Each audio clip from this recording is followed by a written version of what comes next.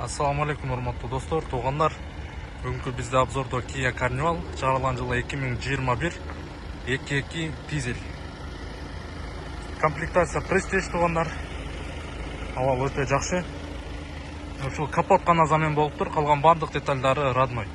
Повторитель поворотника, бесключевой доступ, арткы эшиктери дагы электро дверь, 9 орундуу, өтө сонун машина туугандар, караңыздар.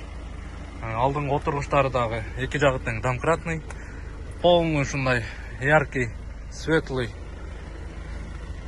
салон экен туугандар. Полный электропакет, пробирка 2021. Алдың арткы эшиктер экөө тең электро дверь, бул жактан ачып жапсаңыз деле болот.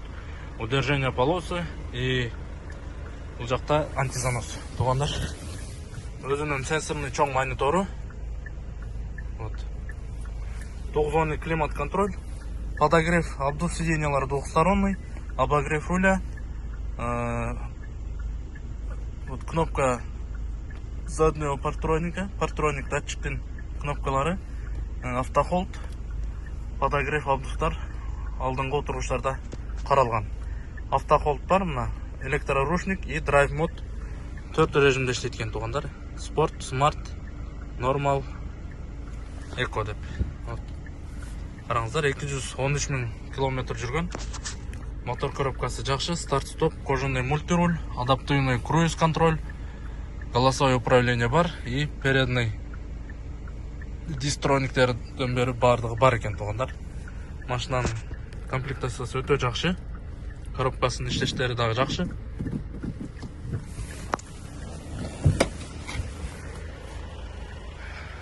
Арткы абалы өтө сонун.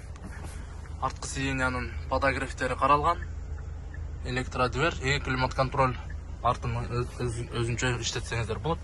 9 орундуу. Бардык капитанский сиденья, ушул сиденьялардын абалдары жакшы туугандар. Ачылып жабылыштары жакшы, эшиктерин. Вот. Багажды дагы ачып көргөзүп коеюн. Сиденьяны көтөрсөңүздөр 4-ряд сиденья турат. И колдонсоңуздар болот. Абалы өтө жакшы. Таптаза бойдан.